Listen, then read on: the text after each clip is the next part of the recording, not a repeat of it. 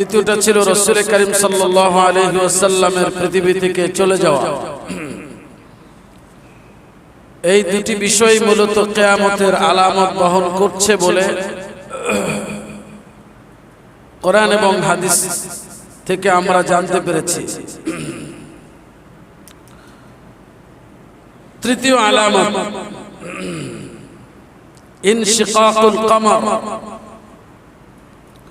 চাঁদ দ্বিখণ্ডিত হয়ে যাওয়া।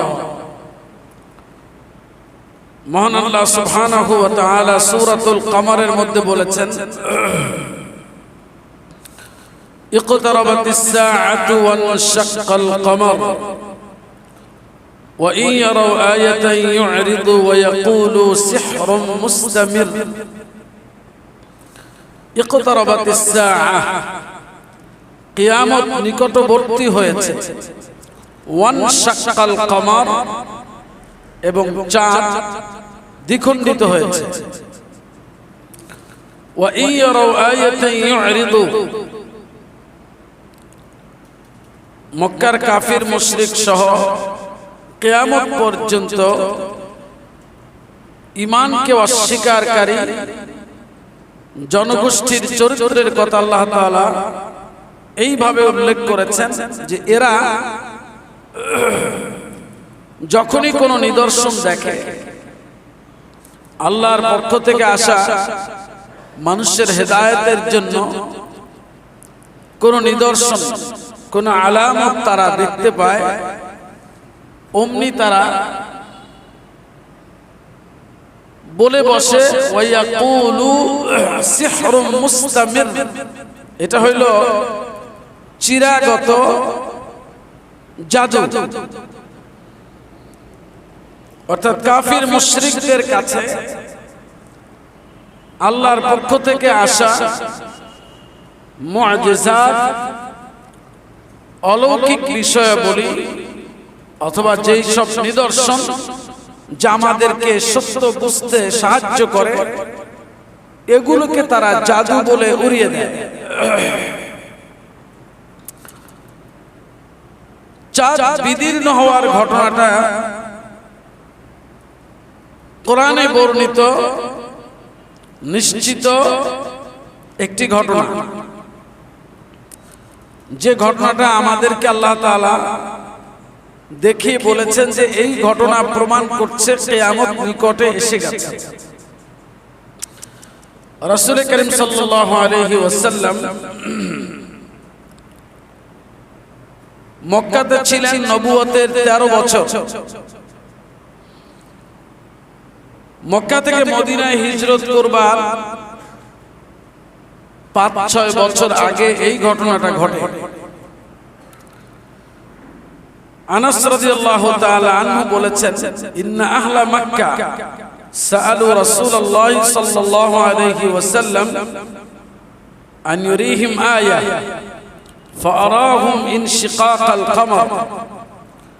মক্কার লোকেরা রাসূল করিম সাল্লাল্লাহু আলাইহি ওয়াসাল্লামের কাছে কোন নিদর্শন দেখতে চাইলেন।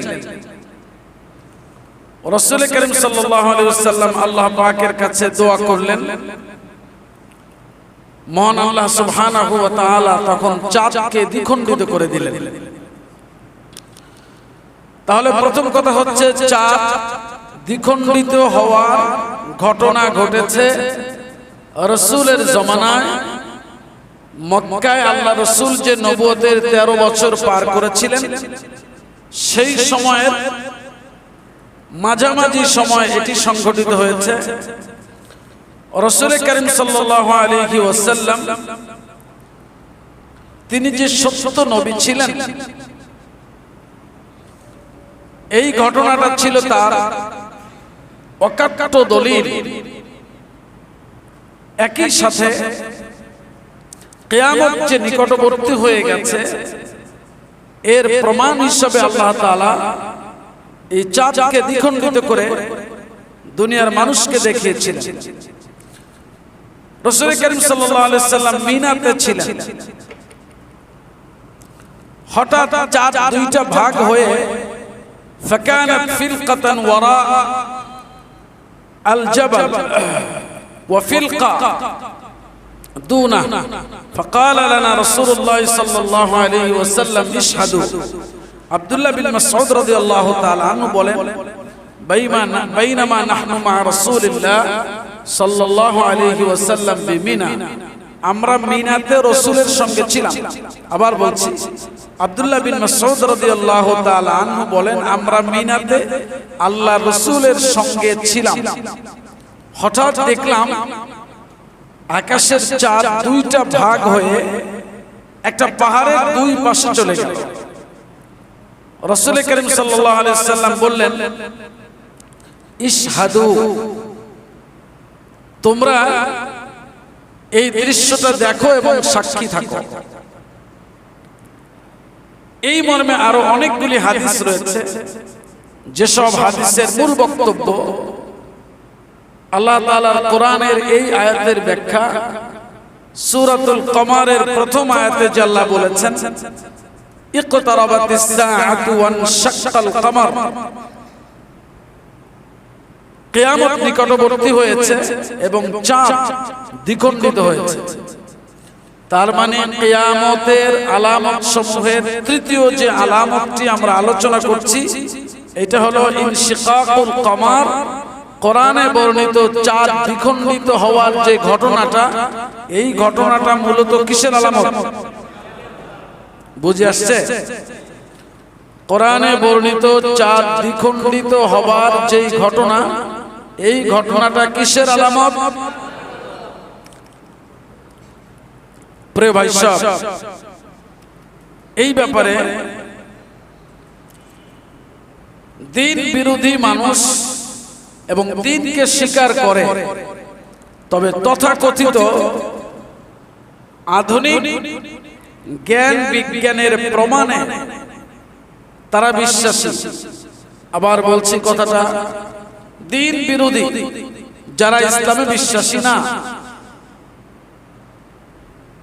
আবার ইসলামে বিশ্বাস রাখে এই কথা বলে, কিন্তু তথাকথিত আধুনিক কালের জ্ঞান বিজ্ঞানের উপরে তারা কোরআনের চাইতে বেশি বিশ্বাসী। এই শ্রেণীর মানুষদের কোরআনে বর্ণিত এই ঘটনার ব্যাপারে তাদের মতামত হচ্ছে, চাঁদ যে দ্বিখণ্ডিত হয়েছে, আলাদা হয়েছে, এটা বিজ্ঞান দ্বারা কোনো প্রমাণ বহন করে না। প্রিয় ভাই সাহেব, একটা জিনিস একজন মুসলিম হিসাবে আপনাকে আমাকে চূড়ান্ত ভাবে মনে রাখতে হবে, পৃথিবীর কোনো কিছুকেই আমরা পৃথিবীর কোনো কিছু দিয়ে কোরআনকে যাচাই করব না, বরং পৃথিবীর সমস্ত কিছুকে কোরআন দিয়ে যাচাই করব। বুঝে আসে না? কোরআনের বক্তব্য ঠিক না ভুল, এইটা পৃথিবীর কোনো জ্ঞান দিয়ে আমরা ওজন করব না, বরং পৃথিবীর কোনো জ্ঞান তা সঠিক কিনা এইটা ওজন করব কি দিয়া? বুঝে আসে না? কারণ কোরআনে কোনো ভুল আছে আজ পর্যন্ত প্রমাণ করতে পেরেছে কেউ?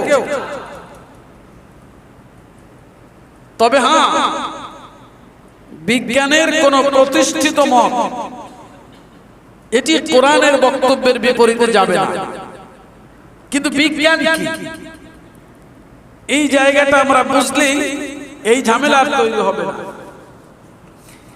বিজ্ঞান বিশেষ জ্ঞান, বিজ্ঞান খোদ নিজ থেকে কোনো সত্তা না, বিজ্ঞান কোনো খোদা না, বিজ্ঞান নিজ থেকে কোনো জ্ঞানী না। আল্লাহ রাব্বুল আলামিনের দেওয়া এই সৃষ্টি জগতের বিভিন্ন বিষয় নিয়ে গবেষণা করা এবং সেই গবেষণা লব্ধ জ্ঞান দিয়ে মানব জীবনের প্রয়োজনে আল্লাহ প্রদত্ত সৃষ্টিরাজিকে ব্যবহার করবার জন্য যেই চেষ্টা সাধনা, যেই চর্চা, এইটার নাম হলো বিজ্ঞান। কথা বুঝে আসে নাই ভাই? না ভিন্ন কিছু? বিদ্যুৎ ছিল না, বিদ্যুৎ এসছে, এইটা বিজ্ঞানের অবদান। কিন্তু প্রশ্ন হচ্ছে, বিদ্যুৎ তৈরি যে হচ্ছে এই তৈরি হওয়ার জন্য যে মূল কিছু শক্তির প্রয়োজন, এটা দিয়েছেন কে? না বিজ্ঞান দিয়েছে? এটা আল্লাহ তাআলা দিয়েছেন। আর মানুষের আকলকে এই শক্তি দিয়েছেন যে নির্দিষ্ট একটা সময়ে মানুষ এই গবেষণা করবে, এটা আল্লাহ প্রদত্ত। গবেষণার পর কিছু জিনিসকে একত্রিত করে যুক্ত করে এরপরে তারা চেষ্টা চালাবে, একটা ফলাফল বেরোবে এবং ওই ফলাফলটা মানব জীবনের জন্য উপকারে আসবে। এইটা হলো বিজ্ঞান। কিন্তু বিজ্ঞান ঐশী কোনো বাণী না, ঐশী কোনো শক্তি না আপন সত্তায় যে তার কথাই নির্ভুল। বিজ্ঞান ভুল করে, আবার ভুল শোধরায়, কিন্তু কোরআন কখনোই ভুল করে না। বরং কোরআনের মত চূড়ান্ত সত্য। বিজ্ঞান একই বিষয়ের হাজারবার তার মত চেঞ্জ করতে পারে। এই দীর্ঘ পথ চলায়, দীর্ঘ সূত্রিতায়, দীর্ঘ পথ পরিক্রমায়, বিজ্ঞানের চিন্তা গবেষণায় বারবার পরিবর্তিত হওয়া মতগুলি হাজার না লক্ষবার পরিবর্তিত হয়ে যেতে পারে, কিন্তু সর্বশেষ ওই জায়গায় পৌঁছাবে যেই কথা কোরআন বলে রেখেছে। বুঝে আসে নাই ভাই? সুতরাং বিজ্ঞান চাঁদ দ্বিখণ্ডিত হওয়ার বিষয়টি স্বীকার করা না করার সাথে কিছু আসে যায় না। এই কথাটা বুঝে আসছে কিনা ভাইরা? বিজ্ঞানের মত ছিল সূর্য ঘোরে না চাঁদ ঘোরে। দীর্ঘ সময় পার হয়ে গেছে এই দ্বন্দ্ব।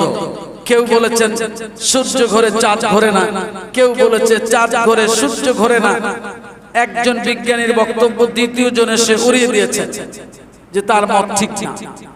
আরেকজন এসে বলেছে সে কিছু বোঝেই না। এইভাবে করতে করতে বিজ্ঞান এখন স্বীকার করছে কি বলেন তো? সূর্য ঘোরে না, চাঁদ ঘোরে। কথা বলেন। এখন বিজ্ঞানের প্রতিষ্ঠিত মত কি? শুধু চাঁদ ঘোরে না শুধু সূর্য ঘোরে? যারা পড়াশোনা করেন তারা তো কথা বলবেন এই ব্যাপারটা। সব ঘোরে না, না শুধু চাঁদ না সূর্য? তো বিজ্ঞান এই মতগুলো পরিবর্তন করেছে না? জানেন তো যারা পড়াশোনা করেন কোরআন কি বলেছে? কোরআন বলেছে কুল্লুন ফি ফালাকি ইয়াসবাহুন। চাঁদ ঘোরে সূর্য ঘোরে, শুধু তাই না, ঊর্ধ্বাকাশের সমস্ত গ্রহ উপগ্রহ নক্ষত্ররাজি প্রত্যেকেই তার নিজস্ব একটা পথ আছে, এই কক্ষপথে সে বিচরণ করতে থাকে। তাহলে কোরআন বলেছে চাঁদ ঘোরে, শুধু চাঁদ সূর্যই ঘোরে না, সমস্ত নক্ষত্ররাজি ঘোরে, প্রত্যেকের একটা পথ আছে। তাহলে সত্য কাটটা কোরআন। আলহামদুলিল্লাহ বলুন। প্রিয় ভাই সব, বিজ্ঞান চর্চা করতে গিয়ে যদি সূচনা করে আল্লাহ বিশ্বাস বাদ দিয়ে, তাহলে ওই লোকটা দশা হলো এরকম যে এক লোক নৌকা বানিয়েছে। যিনি নৌকা বানিয়েছেন তিনি নৌকা বানাতে কতটা লোহা ব্যবহার করেছেন এইটা তিনি বলে দিয়েছেন যে আমি এই নৌকাটা বানাতে 500 লোহা ব্যবহার করেছি। কিন্তু যে মানুষগুলি মিস্ত্রি না, নৌকার 1 হাত দূর থেকে 2 হাত দূর থেকে 5 হাত দূর থেকে নানান দূর থেকে নৌকা দেখে দেখে এক একজন মত দিয়েছে যে এটা 200 লোহা ব্যবহার করা হয়েছে, কেউ বলেছে 150 করা হয়েছে, কেউ বলেছে 250 করা হয়েছে। এবং প্রত্যেকটা মতের ব্যাপারেই সে তার মতকে সত্য বলে প্রমাণ করার চেষ্টা করা হয়েছে। আর মিস্ত্রি বলেছে কত? সত্য কোনটা? যে বানিয়েছে তারটা সত্য না।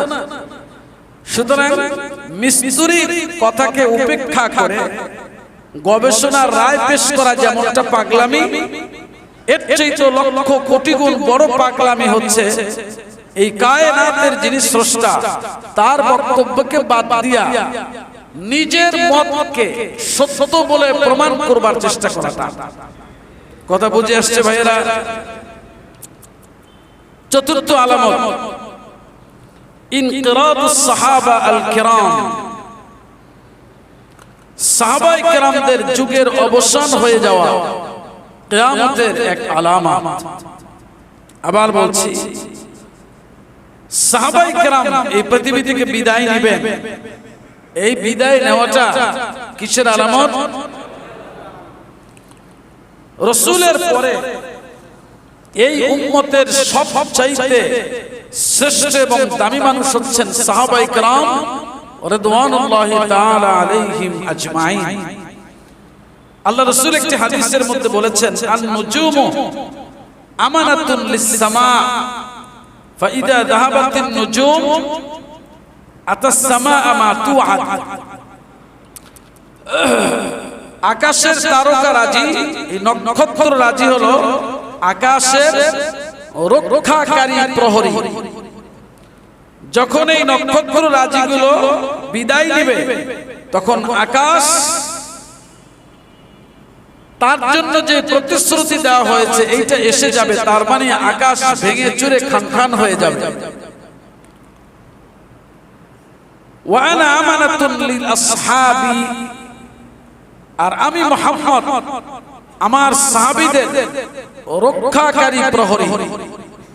ফাইদা যাহাবতু আতা আসহাবি মা ইউআদুন, আমি যখন চলে যাব তখন আমার সাহাবীদের যে প্রতিশ্রুতি দেওয়া আছে এগুলো এসে যাবে। ওয়া আসহাবি আমানা লি উম্মতি, আর আমার সাহাবীরা হচ্ছে আমার উম্মতের রক্ষাকারী প্রহরী।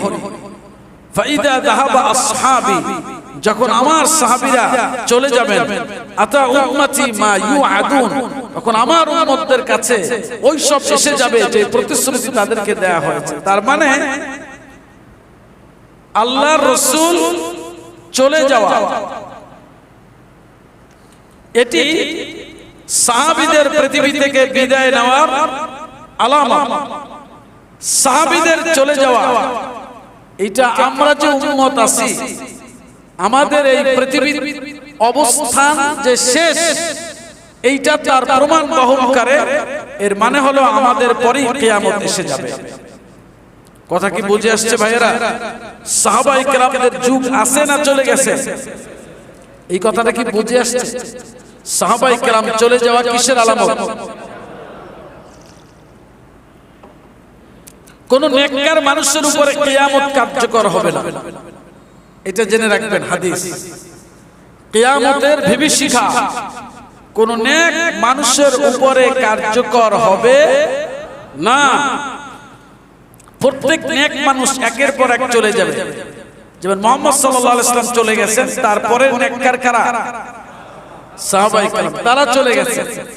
এরপরে তাদের পরে বড় বড় নেককার মানুষগুলি চলে যাচ্ছে।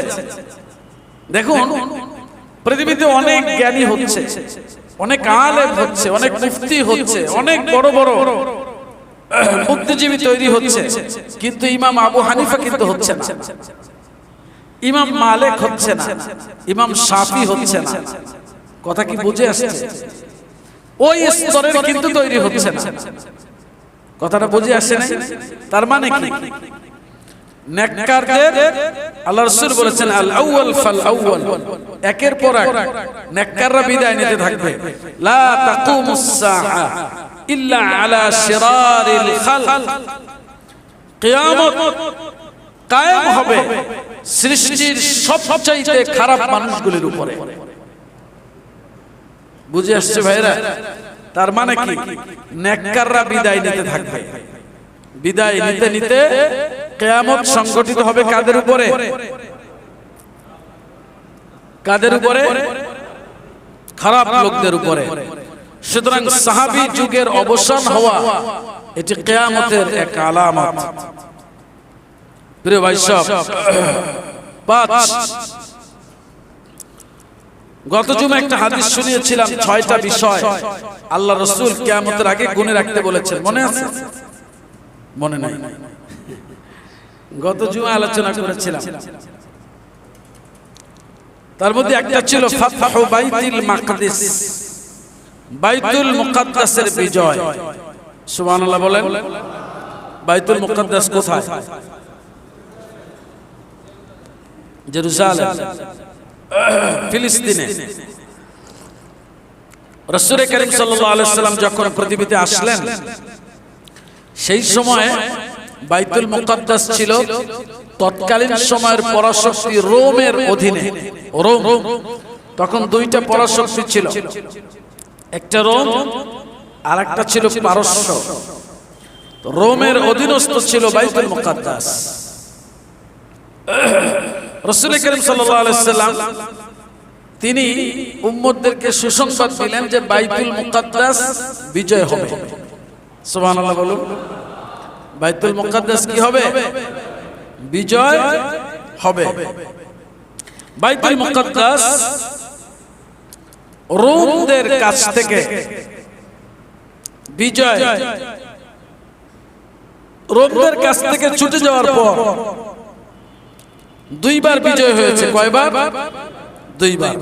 আল্লাহ রাসূল বলেছিলেন বাইতুল মুকাদ্দাস বিজয়ী হবে। এই বিজয়ী হওয়াটা কিয়ামতের আলামত। আবার বলছি, বাইতুল মুকাদ্দাস বিজয় হবে। বিজয়টা কিসের আলামত? কিয়ামতের আলামত। সাইয়েদনা ওমর ইবনে খাত্তাব রাদিয়াল্লাহু তাআলা আনহুর শাসন আমলে 637 খ্রিস্টাব্দে বাইতুল মুকাদ্দাস তিনি বিজয় করেছেন। সুবহানাল্লাহ বলুন। এটা হলো সাইয়েদনা ওমরের হাতে বিজয় হয়েছে 637 খ্রিস্টাব্দে। দ্বিতীয়বার বিজয় হয়েছে মহাবীর সালাউদ্দিন আইয়ুবী রাহমাহুল্লাহ হাতে। এটা ছিল 1187 খ্রিস্টাব্দে। কয়বার হইল? দুবার। আর একবার বাকি আছে। সুবহানাল্লাহ বলেন।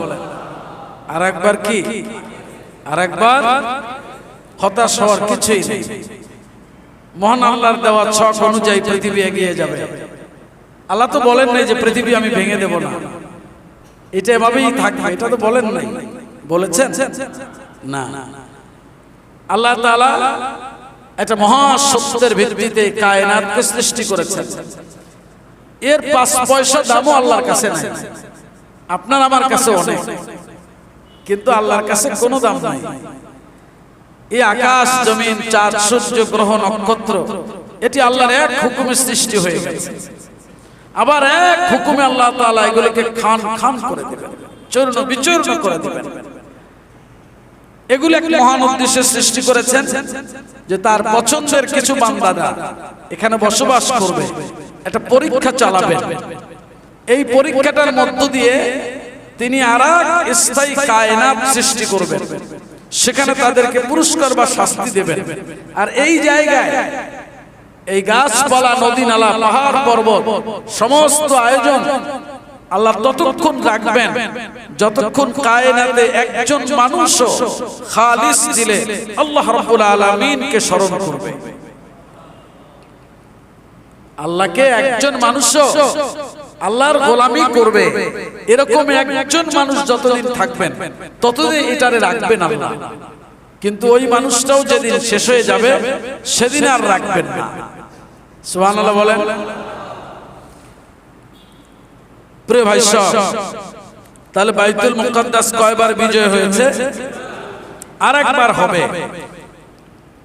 وستفتح القدس بإذن الله تعالى على يد فئة مؤمنة حتى أن الشجر والحجر ينطق قائلا يا مسلم يا عبد الله هذا يهودي ورائي تعال فاقتله।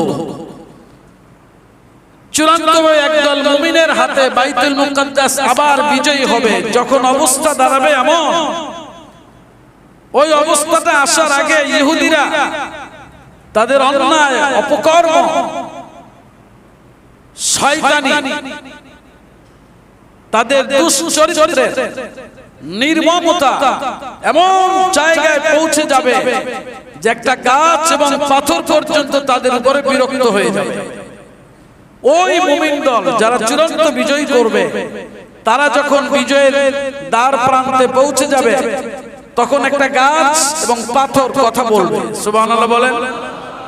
গাছ এবং পাথর কথা বলবে, মুসলিম সৈন্যদেরকে ডাক দিবে।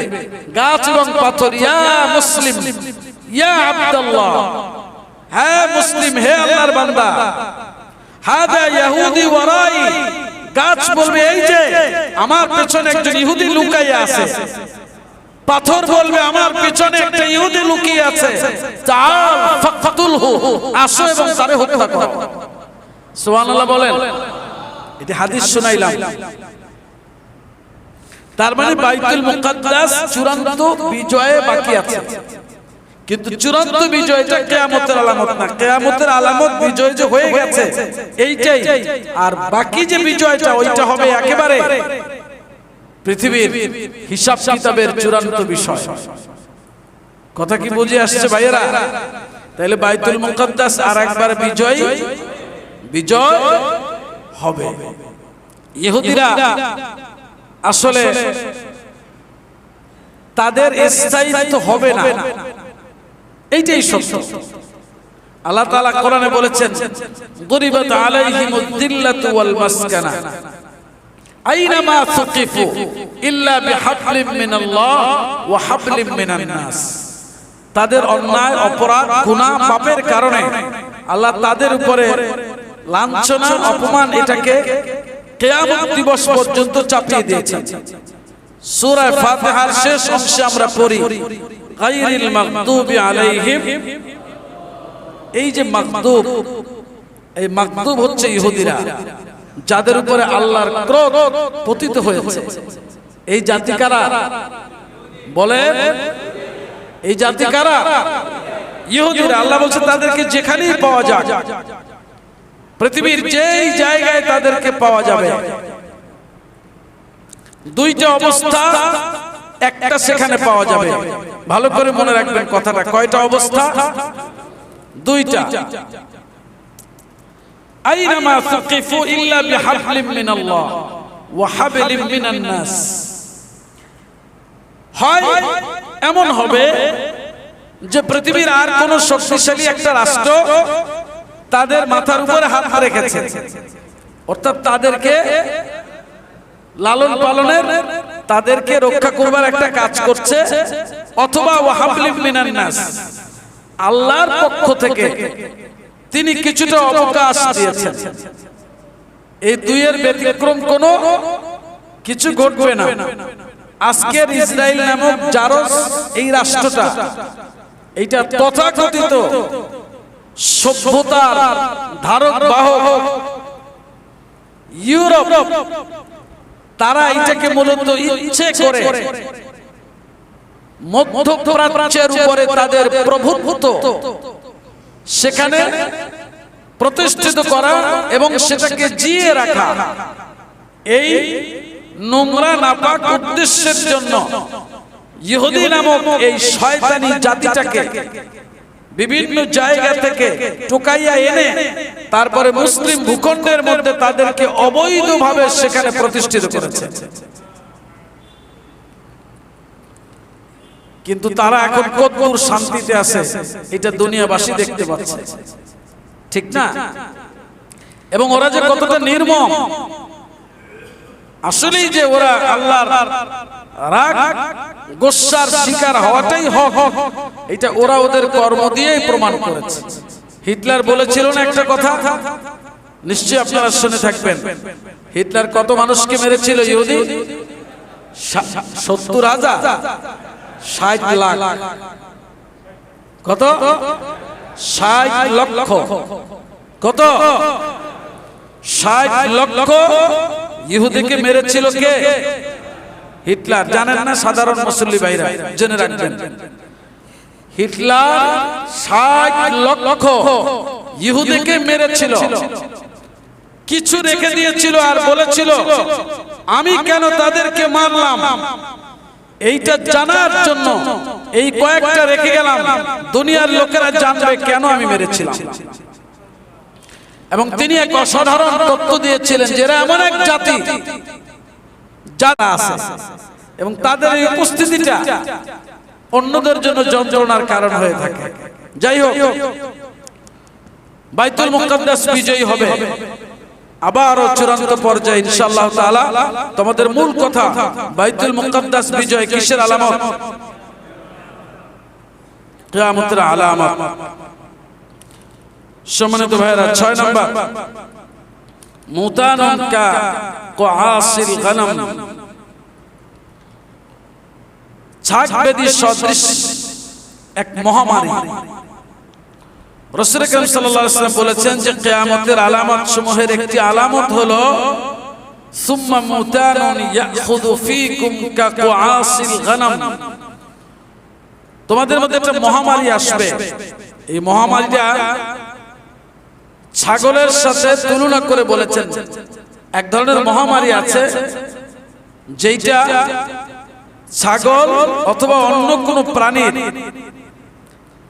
গায়ে এই অসুস্থতাটা তৈরি হয়, ফলে নাক দিয়ে রক্ত পড়ে এবং সাথে সাথে মারা যায়। তো এই ভবিষ্যৎবাণীটাও কার্যকর হয়েছে বলে বিজ্ঞদের রায়। সাইয়েদনা ওমর রাদিয়াল্লাহু তাআলা আনহু বাইতুল মুকাদ্দাস বিজয় করেছিলেন 16 হিজরিতে। কত হিজরিতে? তার ঠিক 2 বছর পরে এই মহামারীটা সংঘটিত হয় এবং এখানে মুসলিমদের প্রায় 25 থেকে 30 হাজার মানুষ এই মহামারীতে তারা মৃত্যুবরণ করেছিল। তো এই মহামারীটাও ছিল কিসের আলামত?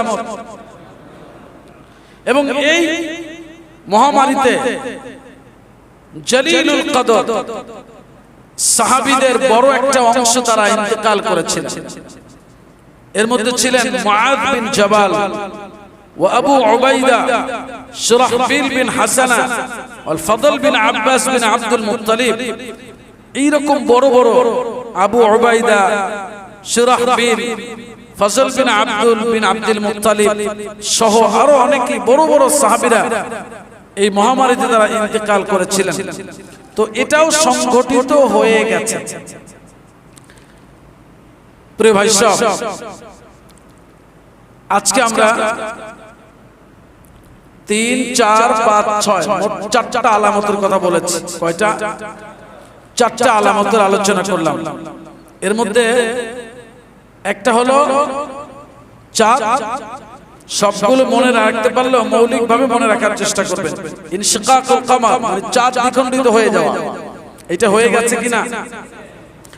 সাহাবায়ে কেরামদের তাদের সময়টার অবসান হওয়া, অর্থাৎ সাহাবায়ে কেরাম পৃথিবী থেকে চলে যাওয়া, এটা হইছে? হয়ে গেছে। 5 নম্বরে ছিল বাইতুল মুকাদ্দাসের বিজয়, এটাও হয়েছে। চূড়ান্ত একটা পর্ব বাকি আছে। চূড়ান্ত পর্বটা, তবে আলামত বলছে সেদিকে যাচ্ছে। আলামত বলছে চূড়ান্ত পর্বের দিকে এটা যাচ্ছে, আলহামদুলিল্লাহ। তারপরে হলো একটা মহামারী যেটা ইতিপূর্বে সংঘটিত হয়ে গেছে। প্রিয় ভাই সব, আল্লাহ রাসূল আমাদেরকে সব ঘটনা কেন বলেছেন? আমি বলেছিলাম যে কিয়ামতের আলামত কেন আমরা করব। এটা এই জন্য যাতে করে আমরা আমাদের আসল জীবনের জন্য প্রস্তুতি গ্রহণ করতে পারি। এই পৃথিবীর আয়োজনের সাথে আপনার আমার হাকিকতের কোনো সম্পর্ক নাই। তা বাড়ি বলুন, গাড়ি বলুন, অর্থবিত্ত বৈভব যা কিছুই বলুন, এর সাথে আপনার আমার হাকিকতের কোনো সম্পর্ক নাই। হাকিকতের সম্পর্ক আখিরাতের সাথে। যদি আমি আখিরাতকে সাজাতে পারি তাহলে আমি সফল, আর যদি আখিরাতকে সাজাতে না পারি তাহলে আমার চাইতে আর ব্যর্থ কেউ নাই। এজন্য সাবধান। রাসূল করিম সাল্লাল্লাহু আলাইহি ওয়াসাল্লাম আমাদেরকে বিভিন্ন ভাবে সতর্ক করেছেন যাতে করে আমরা এই সব সতর্ক বাণীগুলো দেখে বুঝতে পারি আমার করণীয় কি। আল্লাহ তাআলা আমাদেরকে সত্যটা উপলব্ধি করবার এবং তা গ্রহণ করবার তৌফিক দান করুন। সমস্ত ধরনের শয়তানি রাস্তা থেকে আল্লাহ আমাদেরকে হেফাজত করুন। ওয়া আখির দাওয়ানা আনিল হামদুলিল্লাহি রাব্বিল আলামিন।